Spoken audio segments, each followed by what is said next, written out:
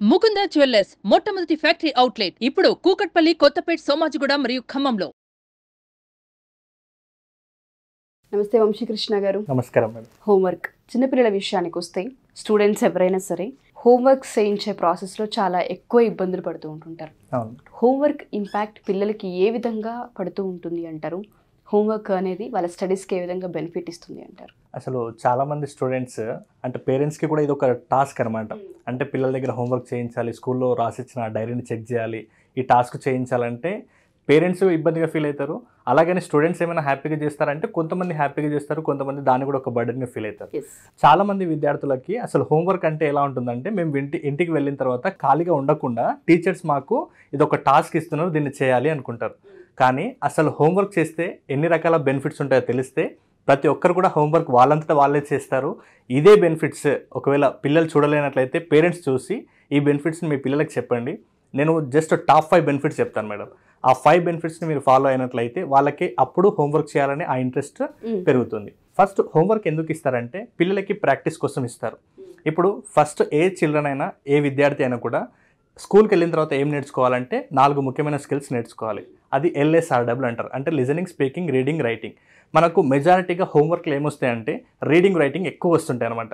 అయితే ఎందుకు ఇవే ఎక్కువ రొటీన్గా వస్తుంటాయంటే ఏదైనా స్కిల్ కానీ వెంటనే ఈరోజు నేర్చుకుని రేపు వెంటనే వాటిని అటెంప్ట్ చేయడం కానీ దాంట్లో సక్సెస్ అయిపోవడం అయితే జరగదు. ఏ స్కిల్ అయినా మినిమం దానికి ఒక టైం తీసుకుంటుంది. ఆ టైం తీసుకునే ప్రాసెస్లో రీడింగ్ అయినా, రైటింగ్ అయినా ఈరోజు నేర్చుకుని రేపు రాసేటట్టుగా ఉండదు. కాబట్టి మీకు ఆ లిజనింగ్, స్పీకింగ్, రీడింగ్, రైటింగ్కి సంబంధించి మ్యాక్సిమం స్కూల్లో టాస్క్లు ఎందుకు ఇస్తారంటే అది వన్ డేలో వచ్చేది కాదు, రెగ్యులర్గా చేస్తుంటే దాంట్లో పర్ఫెక్షన్ వస్తుంది, దాంట్లో మీరు బెటర్ పొజిషన్లో ఉంటారు. కాబట్టి మీకు హోంవర్క్ ఇస్తారు. కాబట్టి హోంవర్క్ పట్ల ఫస్ట్ రీడింగ్ ఇచ్చినా, రైటింగ్ ఇచ్చినా మీ ప్రాక్టీస్ కోసం ఇస్తున్నారనే విషయాన్ని ప్రతి ఒక్కరు తెలుసుకోవాలి. సెకండ్ వచ్చేసి టైం మేనేజ్మెంట్. ఇప్పుడు స్కూల్లో ప్రతి ఒక 6 సబ్జెక్టులు ఉన్నాయనుకోండి మేడం. 6 సబ్జెక్ట్ టీచర్స్ కూడా వాళ్ళకి సంబంధించిన ఆయా సబ్జెక్టులో ఏదో ఒక టాస్క్ ఇస్తారు. ఇప్పుడు ఆ టాస్క్ ఇచ్చే ఉద్దేశంలో స్టూడెంట్ స్కూల్ నుంచి ఇంటికి వచ్చిన తర్వాత వాళ్ళకు ఒక క్లారిటీ ఉంటుంది. అంటే ఈ టాస్క్లన్నీ నేను కంప్లీట్ చేసుకోవాలని. ఈ టాస్కులు కంప్లీట్ చేసే ప్రయత్నంలో ఒకవేళ ఒకటే టాస్క్ ఆ డే మొత్తం అయిందనుకోండి, నెక్స్ట్ డే ఆ స్కూల్లో కొంత పనిష్మెంట్ ఉంటుంది. అంటే మిగతా టాస్క్ ఎందుకు చేయలేదు, వీళ్ళు కనీసం దానికి ఎందుకు చేయలేదో చెప్పాల్సి ఉంటుంది. లేదనుకుంటే వీళ్ళు ఎక్కడన్నా పొరపాటు చేసారో వాళ్ళకి ఖచ్చితంగా ఆ తేడా తెలుస్తుంది. అంటే హోంవర్క్ వల్ల మీకు రెస్పాన్సిబిలిటీ అర్థమవుతుంది. అంటే నా బాధ్యత ఇది, స్కూల్లో ఇచ్చిన వర్క్ నా బాధ్యతగా నేను కంప్లీట్ చేయలేకపోయాను. సేమ్ ఇదే విషయంలో మీకు టైం మేనేజ్మెంట్ కూడా అలవాటవుతుంది. ఓకే, ఫస్ట్ డే కొంచెం నువ్వు ఫెయిల్యూర్ అయినావు, అంటే ఒకటి టాస్క్ చేసినావు, మిగతా 5 సబ్జెక్టులు నువ్వు చేయలేదు. అలాంటప్పుడు నెక్స్ట్ డే ఏం చేసుకుంటామంటే ఫస్ట్ ఏ టాస్క్ చేయాలి, నెక్స్ట్ ఇంకే టాస్క్ చేయాలి, నెక్స్ట్ ఏ టాస్క్ తర్వాత ఏ టాస్క్ కంప్లీట్ చేస్తే నేను నా హోంవర్క్ని 100% కంప్లీట్ చేసుకొని స్కూల్లో నాకు రిమార్క్ రాకుండా ఉంటుందో చూసుకుంటావు. అంటే హోంవర్క్ వల్ల నీకు రెస్పాన్సిబిలిటీ ఏందో నీకు అర్థమవుతుంది, నెక్స్ట్ టైం మేనేజ్మెంట్ కూడా అర్థమవుతుంది. నెక్స్ట్ థర్డ్ బెనిఫిట్ ఏంటంటే పేరెంట్స్కి, టీచర్స్కి మధ్య గుడ్ కమ్యూనికేషన్ ఉంటుంది హోంవర్క్ వల్ల. ఎందుకంటే స్టూడెంట్స్కి అన్ని విషయాలు అర్థం కాదు. మదర్ డైరీలో ఉన్నటువంటి విషయాన్ని చదివి చెప్పడం, లేకుంటే స్టూడెంట్స్కి అర్థం కాని విషయం స్టూడెంట్ ఎవరిని అడుగుతారు ఇంట్లో? ఖచ్చితంగా పేరెంట్స్ని అడుగుతారు. సో ఆ సందర్భంలో మన పిల్లలు అంటే మన వాల్యుబుల్ టైంని వాళ్ళకి కేటాయిస్తే పిల్లల యొక్క బిహేవియర్లో ఏమైనా ప్రాబ్లం ఉన్నా, లేదు మనం చెప్పిన మాటలు వాళ్ళు వినట్లేదన్నా, లేకుంటే ఇంకేదైనా మనం మార్చాలి అనుకున్నప్పుడు అది రైట్ టైం. ఎందుకంటే అక్కడ మనము ఏం చెప్తే దాన్ని వాళ్ళు వింటుంటారు. ఆ టైంలో నువ్వు మంచి వాక్యాలు చెప్పినా, లేదంటే మంచి బిహేవియర్, మంచి హ్యాబిట్స్ వాళ్ళకి నేర్పించినా వాళ్ళు ఆ స్పేస్ అనేది మీకు డెవలప్ అవుతుంది ఆ కమ్యూనికేషన్ మధ్య. కాబట్టి మీ లోపల ఏమవుతుందంటే ఆటోమేటిక్గా మీ కమ్యూనికేషన్ బిల్డ్ అవుతుంది, మీరు కూడా మీ కనెక్షన్ కూడా చాలా స్ట్రాంగ్గా ఉంటుంది. ఇది హోంవర్క్ వల్ల సాధ్యమవుతుంది. ఈవెన్ అది పేరెంట్స్కి వస్తుంది. అలాగే స్కూల్కి వెళ్ళిన తర్వాత టీచర్కి స్టూడెంట్ మధ్య బాండ్ కూడా చాలా బాగుంటుంది. ఎందుకంటే ఏ పనైనా ఇప్పుడు మనం ఒక పని ఇచ్చినప్పుడు ఆ పని 100% చేస్తే మనకు కూడా వాళ్ళు నచ్చుతారు. అంటే ఇన్ టైంలో చేస్తున్నారు కాబట్టి. సో నువ్వు ఇంట్లో టీచర్స్కి ఒక మంచి ఒపీనియన్ ఉంటుంది నీ మీద, అలాగే క్లాస్ రూమ్లో టీచర్స్కి, ఇంట్లో పేరెంట్స్కి నీ మీద ఒక గుడ్ ఒపీనియన్ ఉంటుంది. ఆటోమేటిక్గా నువ్వు హోంవర్క్ ఇన్ టైంలో కంప్లీట్ చేస్తున్నావు అంటే కాన్ఫిడెన్స్ లెవెల్స్ అనేది ఇంకో రేంజ్లో ఉంటుంది. కాబట్టి ఖచ్చితంగా ఆ కమ్యూనికేషన్ అనేది బిల్డ్ చేసుకుంటారు. నెక్స్ట్ 4th పాయింట్ వచ్చేసి కొన్ని హోంవర్క్స్ ఎలా ఉంటాయంటే మనము వెంటనే ఆ బుక్స్ చూసి రాయడమో లేకుంటే అడిగి రాయడమో ఉండదు. కొన్నింటిని మనము రీసెర్చ్ చేసి రాయాలి. ప్రాజెక్ట్ వర్క్స్ అనుకోవచ్చు, అది కూడా మనకు హోంవర్క్ లాగానే ఇస్తారు.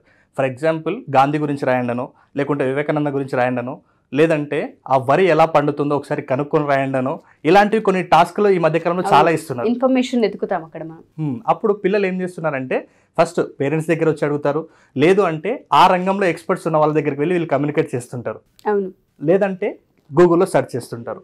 వీటి వల్ల ఏమవుతుందంటే పిల్లలకు రీసెర్చ్ స్కిల్స్ డెవలప్ అవుతున్నాయి. అంటే ఏదైనా మనకు కావాల్సి వచ్చింది అన్నప్పుడు మనము వెతికే దారులు ఇన్ని ఉంటాయి. అంటే ఈవెన్ లైఫ్లో ప్రాబ్లమ్స్ వచ్చినా కూడా మనం అక్కడే ఆగిపోకూడదు. ఇన్ని రీసోర్సెస్ నుంచి మనకు కావాల్సిన ఇన్ఫర్మేషన్ని మనం తీసుకుంటున్నాం, అంటే ప్రాజెక్ట్ వర్క్లో తీసుకుంటున్నాం. సేమ్ అలాగే మనకు కూడా ఏమైనా ప్రాబ్లమ్స్ వస్తే ఇలాంటి సోర్సెస్ చాలా ఉంటాయి, మనం వెతకాలి. కాబట్టి దీంట్లో రీసెర్చ్ స్కిల్స్ డెవలప్ అవుతాయి. దీంతోపాటు వాళ్ళు ఆటోమేటిక్గా రీసెర్చ్ చేస్తున్నారంటే క్రియేటివిటీ కూడా డెవలప్ అవుతుంది. నెక్స్ట్ వచ్చేసి హోంవర్క్ చేయడం వల్ల వీళ్ళకి పర్సనల్గా లెర్నింగ్ స్టైల్ అనేది ఒకటి అలవాటు అవుతుంది మేడం. ఎందుకంటే వీళ్ళు ఒక రెస్పాన్సిబిలిటీ తీసుకున్నారు, టైం మేనేజ్మెంట్ నేర్చుకున్నారు, సొంతంగా ఎలా రీసెర్చ్ చేయాలో నేర్చుకున్నారు, సొంతంగా ఎలా ప్రాక్టీస్ చేయాలో నేర్చుకున్నారు. ఇవన్నీ స్కిల్స్ ఒక స్టూడెంట్స్కి హోంవర్క్ ద్వారా వస్తున్నాయి. సో ఇవన్నింటి కలయికతోటి ఒక స్టూడెంట్కి నేను ఎలా చదివితే నేను బాగా గుర్తుపెట్టుకుంటాను, నేను ఎలా చదివితే ఇంకా నేను క్లారిటీ వస్తుంది, ఇంకా నాకు పర్ఫెక్షన్ వస్తుంది, ఇంకా నేను బెటర్ స్టూడెంట్గా అవుతాను, ఇంకా నేను ఎలా క్లాస్లో నెంబర్ 1గా నిలబడతాను అనే విషయాల పట్ల క్లారిటీ వస్తుంది. దేనివల్ల అంటే వాళ్ళకంటూ ఒక లెర్నింగ్ స్ట్రాటజీ వాళ్ళంతటా వాళ్ళు బిల్డ్ చేసుకుంటారు. సో ఎవరైతే సెల్ఫ్ లెర్నర్స్ ఉంటారో వాళ్ళు ఎంప్లాయర్స్ అవుతారు, ఎవరైతే ఏది చెప్తే అదే నేర్చుకుంటారో వాళ్ళు ఎంప్లాయీస్ అవుతారు. కాబట్టి హోంవర్క్ చేయడం వల్ల ఇన్ని బెనిఫిట్స్ ఉన్నాయి.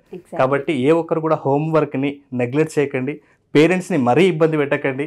ఎందుకంటే హోంవర్క్ చేసేది మీ పేరెంట్స్ కోసం కాదు, మీకోసం అనే విషయాన్ని క్లారిటీ తెచ్చుకోండి. సో ఎవరైతే ఈ రీజన్స్ అగ్రి అవుతూ ఉంటుంటారో, అవును మాకు ఈ ప్రాబ్లం ఉందని చెప్తూ ఉంటుంటారు, యాంగ్జైటీ, ఫియర్, హ్యాండ్ రైటింగ్, మర్చిపోవడం, ఇటువంటివి ఏవైతే ఉంటుంటాయో వాటన్నిటికీ మనం క్లాసెస్ అని చెప్తున్నాం. దానికన్నా ముందు ఎవ్రీ సండే ఫ్రీ డెమో అని కూడా మీరు అనౌన్స్ చేశారు. ఏ విధంగా ఉండే అవకాశం ఉంటుంది, వీళ్ళకి ఏ విధంగా హెల్ప్ అవుతుంది? ఎందుకంటే ఇది ఎగ్జామ్స్ టైం, ప్రతి పిల్లలకు కూడా ఈ పీరియడ్, ఈ క్లాసెస్ చాలా అవసరం కాబట్టి అడుగుతున్నాను.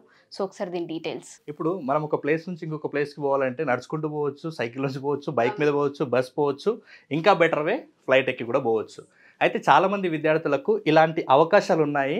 అంటే స్టడీస్లో మేము స్ట్రగుల్ అవుతున్నాము, ఈ స్ట్రగుల్ నుంచి మేము స్ట్రెస్ లేకుండా చదువుకోవచ్చు అనే విషయాలు చాలామంది పిల్లలకు తెలియదు. అంటే మనం ఒక లైఫ్లో సెట్ అయినా లేకుంటే మనం ఉన్నతంగా ఒక సక్సెస్ఫుల్ పర్సన్ అని ఎప్పుడు అనిపించుకుంటామంటే చదువుతో పాటు ఒక స్కిల్ నేర్చుకున్నప్పుడు, ఆ చదువు ప్లస్ స్కిల్ యాడ్ అయినప్పుడు మనకు మన లైఫ్కి, మన లైఫ్ పర్పస్కి ఒక అర్థం ఉంటుంది.